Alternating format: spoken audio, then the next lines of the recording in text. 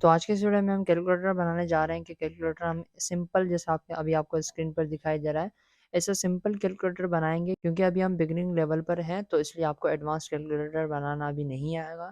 तो इसलिए सबसे पहले तो हम बेसिक बेसिक पढ़ेंगे, तो इसलिए मैंने अभी कैलकुलेटर सिंपल ऐप लाया है जिसकी हेल्प से आपको पता चलेगा कि आप बैकएंड कैसे करते हैं और कैसे आप मल्टीपल विजेट्स को यूज़ करते हुए छोटा एज अ मिनी प्रोजेक्ट आपके लिए लाया हूँ मैं।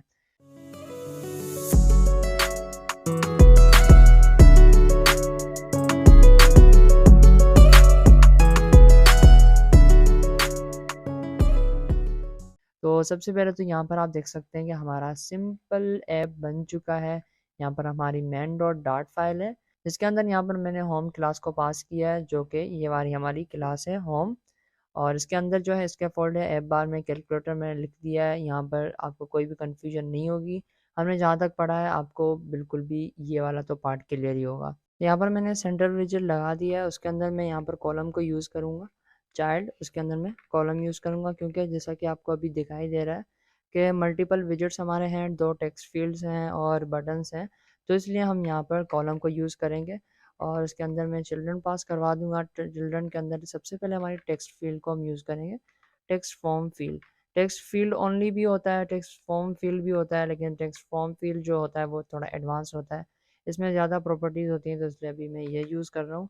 इतना एडवांस तो मैं नहीं बनाऊंगा, लेकिन फिर भी यही यूज़ कर रहा हूँ क्योंकि आप भी जो है यही यूज़ करें, ये थोड़ा सा एडवांस होता है। उसके बाद जो है टेक्स्ट फॉर्म फील्ड मैंने यहाँ पर लगा दिया।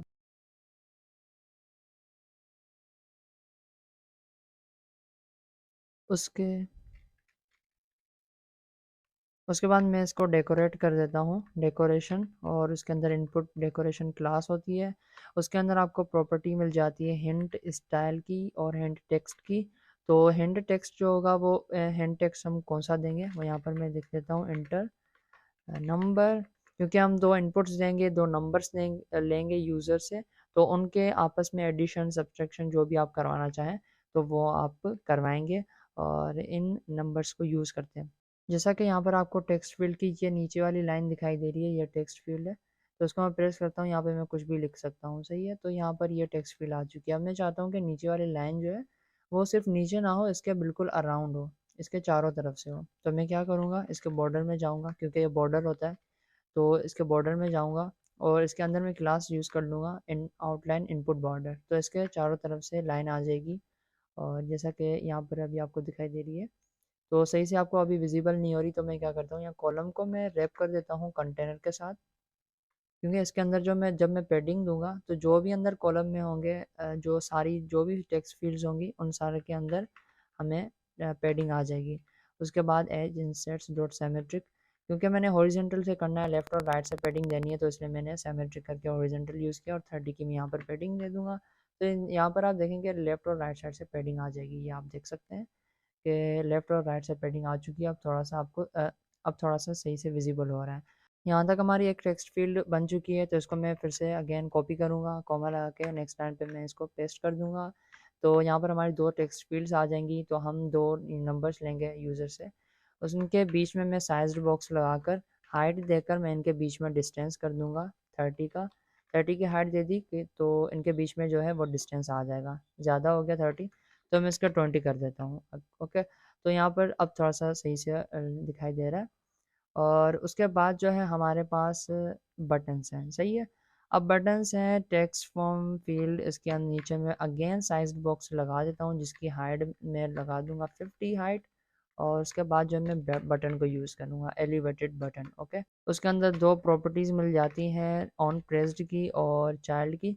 तो ऑन प्रेस यह हमारा रहा, इसको हम फ़िलहाल तो ऐसे ही छोड़ देते हैं। उसके अंदर चाइल्ड जो है, चाइल्ड को मैं दे देता हूँ कि इसके अंदर मैं टेक्स्ट दे दूँगा, जिसको मैं दे दूँगा प्लस। ओके, एक हमारा प्लस का बटन होगा। अब देखें यहाँ पर आपका जो बटन है वो यहाँ पर दिखाई दे रहा है प्लस का, और ये इसको मैं कॉपी करूँगा, एक प्लस का हो गया और कॉमा लगाकर पेस्ट कर दूँगा, एक ये माइनस का हो गया और अगेन मैं इसको पेस्ट कर दूँगा, ये तीसरा हमारा डिवाइड का हो गया और चौथा जो हमारा वो डिवीजन का हो गया।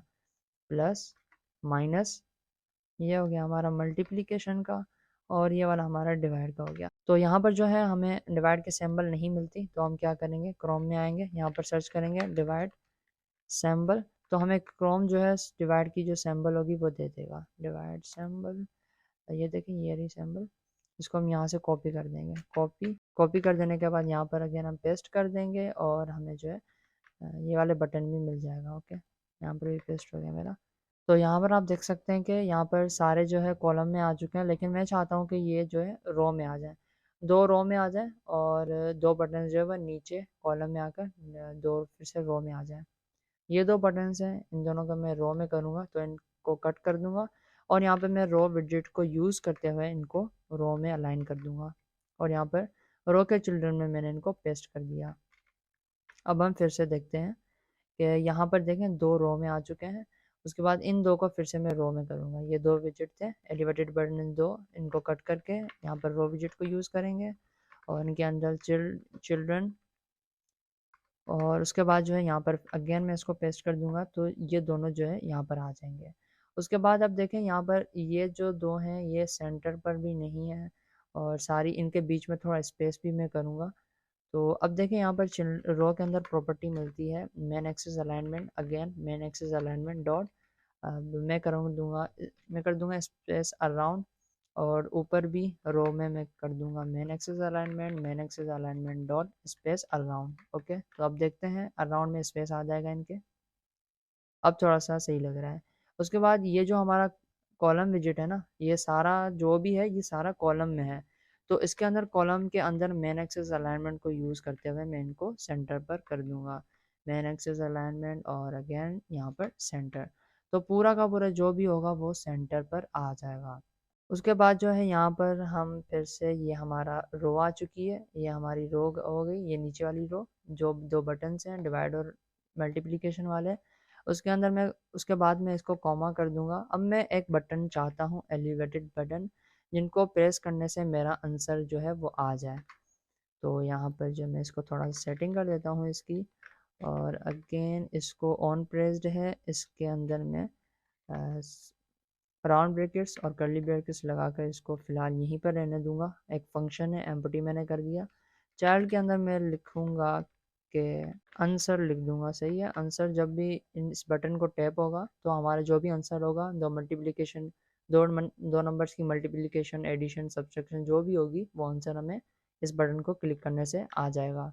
अब ये देखें बटन जो है यहाँ तक है, छोटा है, तो मैं चाहता हूँ कि इसकी पूरी विड्थ ले ले, ये पूरी स्क्रीन की विड्थ ले ले, तो इस एलिवेटेड बटन को मैं रैप कर दूंगा साइज्ड बॉक्स के साथ। इसके अंदर विड्थ को यूज़ करूँगा media query dot of context. Okay, तो ये हम इसलिए यूज़ करते हैं कि हमारी स्क्रीन की जो साइज़ होगी उसको गेट करने के लिए, डॉट साइज डॉट विड्थ। अब इस लाइन से हमारी जो भी स्क्रीन की साइज़ होगी मीडिया क्वेरी को यूज़ करते हुए कॉन्टेक्स्ट लेकर ये साइज़ जो लेगा, विड्थ जो लेगा हमारी स्क्रीन की विड्थ होगी वो, ठीक है। तो अगेन मैं कंट्रोल एस करके सेव करूँगा तो ये देखें स्क्रीन की जो विड्थ होगी वो आ जाएगी और इसको मैं मल्टीप्लाई कर दूंगा 0.7 से, तो मतलब कि ये 0.7 70% इसकी हाइट हो जाएगी और ये थोड़ा सा छोटा हो जाएगा। अब थोड़ा सा अच्छा लग रहा है, अगेन 6 करके देखता हूँ मैं इसको, तो अब जो है वो अच्छा लग रहा है, बेटर लग रहा है। 0.6 को मल्टीप्लाई कर दिया, 60% इसकी विड्थ हो गई, 0.6 का मतलब 60%, सही है। अब हमारा यूआई तो बन चुका है, उसके अलावा यहाँ पर मैं अगेन एक टेक्स्ट उठाऊंगा जिसके अंदर मैं आउटपुट शो करवाऊंगा, जो भी हमारा आउटपुट आएगा 2 + 2 4 आउटपुट आएगा तो यहाँ पर शो होगा हमारा, तो वो देखें यहाँ पर टेक्स्ट लिखा आएगा ये आउटपुट। तो अगेन मैं यहाँ पर साइज बॉक्स को यूज़ कर लेता हूँ, अगेन 20 हाइट कर देता हूँ इसकी और ये थोड़ा सा अब विजिबल हो रहा है।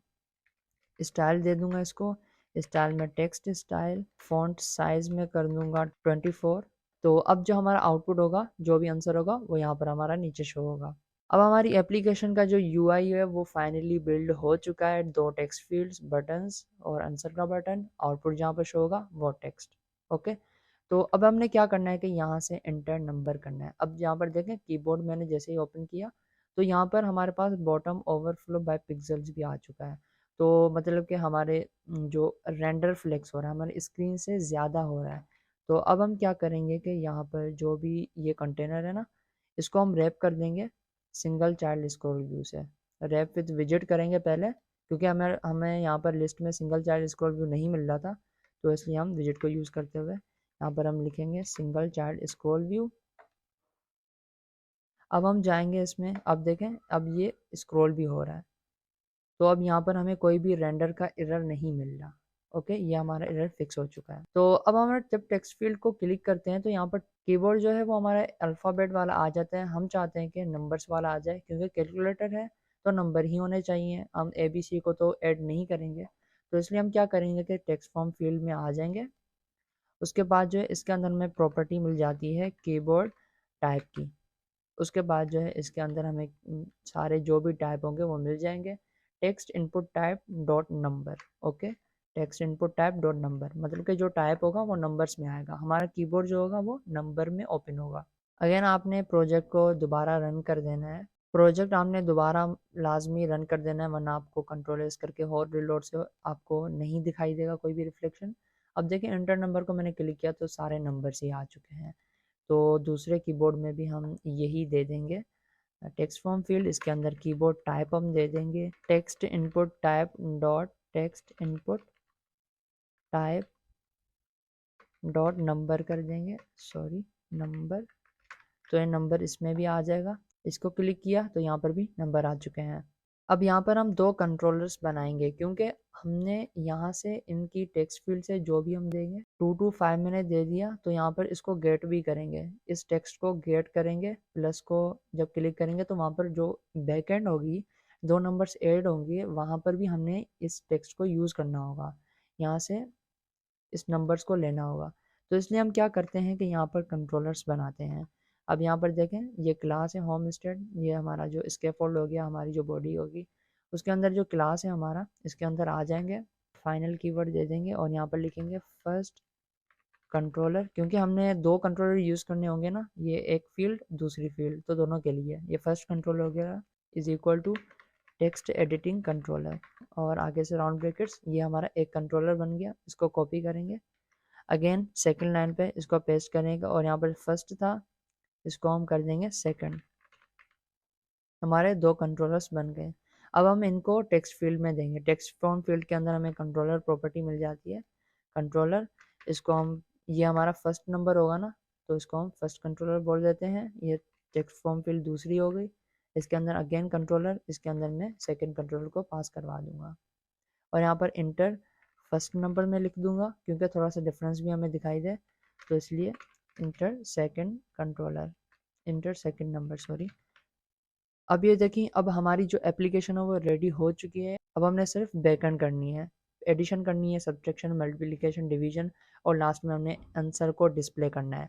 और जो हमारा आंसर होगा ना, इन दो वेरिएबल्स में तो हमारा इनपुट होगा, दो टेक्स्ट फील्ड्स का इनपुट होगा, और जो आउटपुट होगा उसको हम स्ट्रिंग में लेंगे, string output is equals to, अभी इसको एम्प्टी कर देंगे हम। उसके बाद हम प्लस में आ जाते हैं, ये प्लस का बटन है, इसके ऑन प्रेस्ड में आ जाते हैं, मतलब कि जब हम प्लस को प्रेस करेंगे तो क्या हो, उनकी एडिशन हो जाए दो नंबर्स की, जो कि दो नंबर्स इन टेक्स्ट फील्ड से आएंगे। अब यहाँ पे दो नंबर्स जो हम देंगे उनको हमने कलेक्ट करना है। अब फर्स्ट नंबर जो यहाँ पर हम देंगे, अगर हम यहाँ पर 2 देते हैं तो ये जो 2 होगा फर्स्ट कंट्रोलर में सेव हो जाएगा, हमारा जो फर्स्ट कंट्रोलर होगा। Okay, int first is equals to, ये फर्स्ट मतलब कि first number, okay, first controller dot text, उसके अंदर जो टेक्स्ट पड़ा हुआ है फर्स्ट कंट्रोलर ये हमारा, इसके अंदर 2 पड़ा हुआ है, मतलब कि ये टेक्स्ट है, इसको आप गेट कर दें, ये गेट कर देगा। उसके बाद इसको हम स्ट्रिंग में कन्वर्ट कर देंगे। स्ट्रिंग में कन्वर्ट कर दिया तो यहाँ पर ये स्ट्रिंग ही है, तो इसको मैंने यहाँ पर स्ट्रिंग कर दिया, तो यहाँ पर हमारा गेट हो चुका है फर्स्ट नंबर। उसके बाद यहाँ पर अगर मैं 4 दे देता हूँ, 4 मैंने यहाँ पर दे दिया, तो यहाँ पर जो हमारा स्ट्रिंग होगी, स्ट्रिंग सेकंड नंबर जो हमारा होगा, सेकंड इज इक्वल्स टू, हम सेकंड कंट्रोलर से उठाएंगे, सेकंड टेक्स्ट फील्ड में जो हमारा नंबर होगा वो सेकंड कंट्रोलर में चला जाएगा, सेकंड कंट्रोलर डॉट टेक्स्ट, उसके अंदर जो 4 पड़ा हुआ है टेक्स्ट है वो, उसको आप गेट कर दें और उसको स्ट्रिंग में कन्वर्ट कर दें। अभी हमारे जो है वो दो स्ट्रिंग्स में आ चुके हैं। इसका मतलब ये हुआ कि ऐसे स्ट्रिंग है उसके अंदर 1 है और ऐसे स्ट्रिंग है उसके अंदर 2 है, इनका जो आउटपुट होगा वो ये वाला होगा। स्ट्रिंग के अंदर 1 और 2 या 2 और 4 होंगे।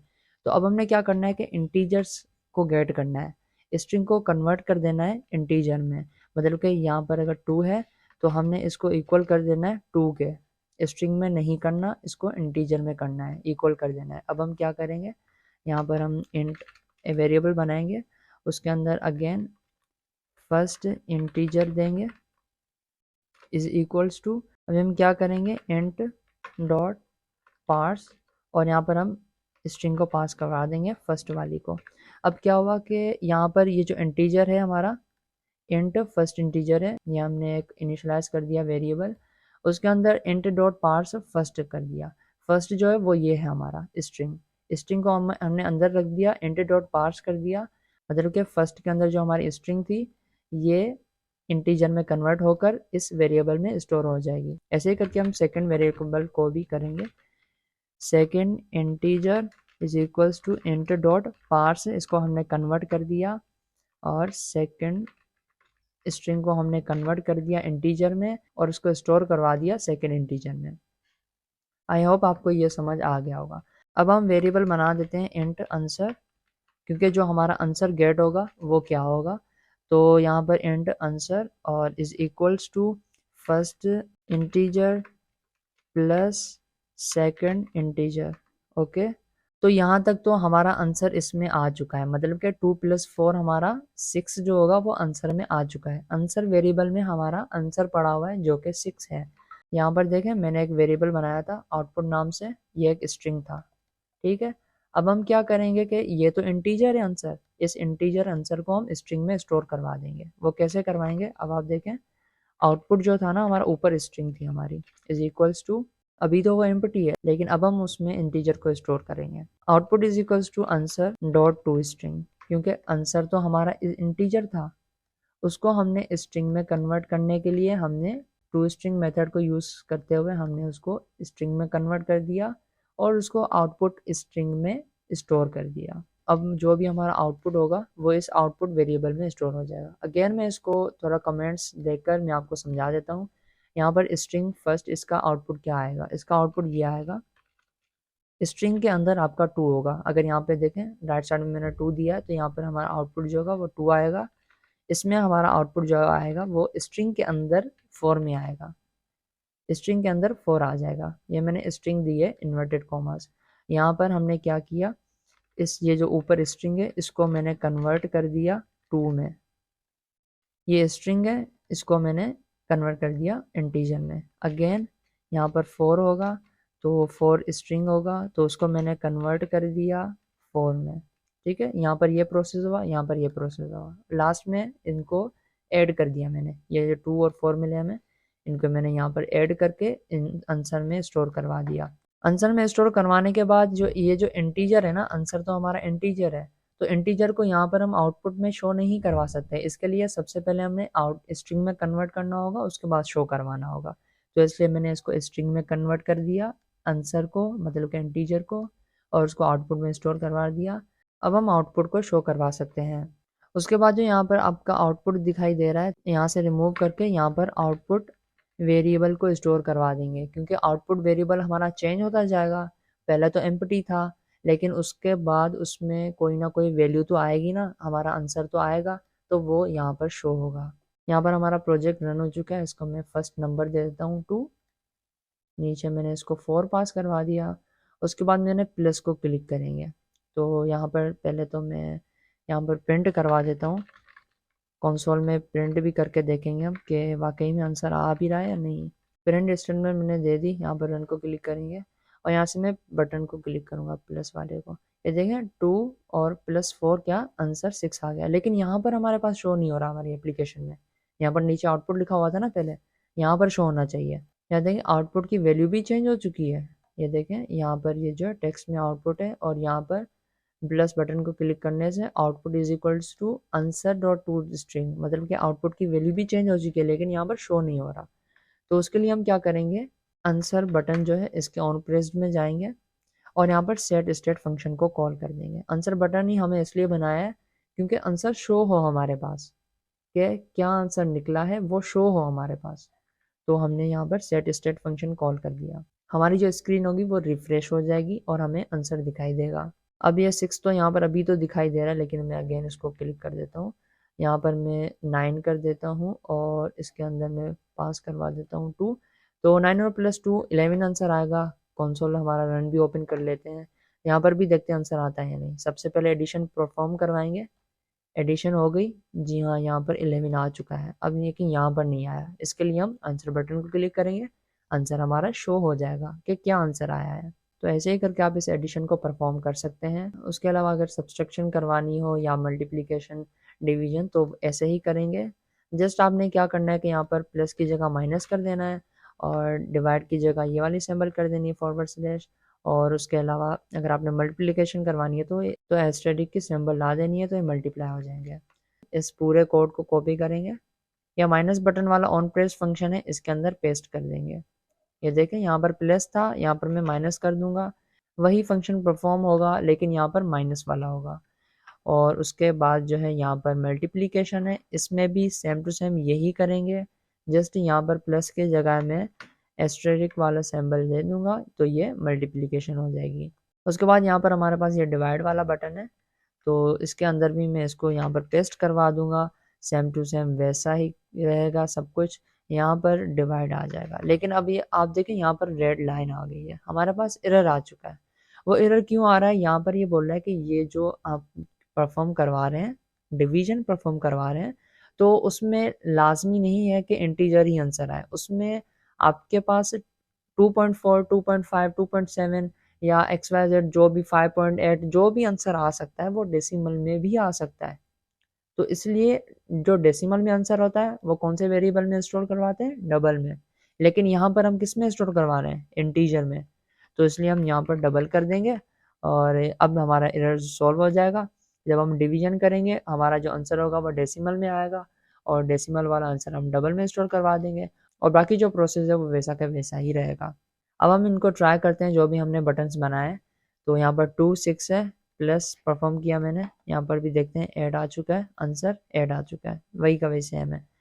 अब मैं माइनस परफॉर्म करवाता हूँ, ये देखें -4 आंसर आ गया आंसर, और ये ना -4 शो भी हो गया। मल्टीप्लीकेशन 6 × 2 12 आ गया और यहाँ पर 12 भी शो हो रहा है। आंसर को मैंने क्लिक किया, आंसर शो भी हो गया। अब मैं डिवीजन करवाऊंगा, ये देखें पॉइंट में आंसर आ रहा है। आंसर को क्लिक करूंगा तो ये शो भी हो गया हमारा आंसर। तो ऐसे ही था कि ये डेसिमल में पॉइंट में आंसर आ रहा है, तो इसलिए हमारे पास वहाँ एरर आ रहा था। तो ऐसे ही करके आप इनको यूज़ कर सकते हैं, एक सिंपल कैलकुलेटर बना सकते हैं। ये वीडियो अभी यहाँ तक एंड नहीं हुई। अब देखें यहाँ पर हमने बहुत बड़ी गलती की है, यहाँ पर बहुत बड़ी गलती की है। वो ये है कि यहाँ पर देखें मैंने यहाँ पर 1 2 3 4 5 6 7 8 लाइन्स का कोड यहाँ पर मैंने लिखा है। अगेन यहाँ पर लिखा है, अगेन यहाँ पर लिखा है, अगेन इस बटन के लिए भी मैंने लिख दिया है। अब आपने क्या करना है कि आपकी असाइनमेंट है कि ये वाले जो वेरिएबल्स है ना, ये 4 ये बार बार यूज़ हो रहे हैं, यहाँ पर भी यूज़ हो गया, यहाँ पर भी यूज़ हो गया, सेम टू सेम ही यूज़ हो रहे हैं। तो इसलिए हम क्या करेंगे कि इन 4 वेरिएबल्स को हम सबसे ऊपर जाकर यहाँ पर इनको बनाएंगे। सही है, इनको हम यहाँ पर इनिशलाइज करेंगे। ये क्लास है होम स्टेट, ये जो हमारा इसके फोल्ड वाली बिल्ड विजिट हो गया, इसके ऊपर हम यहाँ पर इनको इनिशलाइज करेंगे। अब देखिए यहाँ पर हम बार बार इनको बना रहे हैं, बार बार मेमोरी में इनको लोड कर रहा है। अगर हम बड़ी एप्लीकेशंस के हिसाब से देखें तो यहाँ पर एक बहुत बड़ा कोड भी हो गया, तो यहाँ पर कॉम्प्लेक्सिटीज भी आ जाएंगी। इसलिए हम क्या करेंगे कि इन 4 वेरिएबल्स को, क्योंकि ये सेम ही है ना, इनका काम तो सेम ही है, यहाँ पर भी ये सेम ही काम कर रहे हैं, यहाँ पर भी सेम काम कर रहे हैं, इस बटन में भी सेम ही काम कर रहे हैं, वैल्यूज भी सेम ही स्टोर कर रहे हैं, बार बार इनिशियलाइज हो रहे हैं। तो इसलिए हम इनको ऊपर स्टोर करेंगे। ये आपके असाइनमेंट है, आप इनको ऊपर स्टोर करें और यहाँ पर इनको परफॉर्म करें, बार बार इनको इनिशलाइज ना करें, ऊपर इनिशलाइज करें जैसे मैंने आपको बताया। तो ये बेस्ट प्रैक्टिस रहेगी कि आप इस कैलकुलेटर को, इस simple basic as a beginner आप इस कैलकुलेटर को आप यूज़ करें, इसको डेवलप करें, ताकि आपकी स्किल जो है एज अ बिगिनर आपकी स्किल अच्छी हो जाएगी।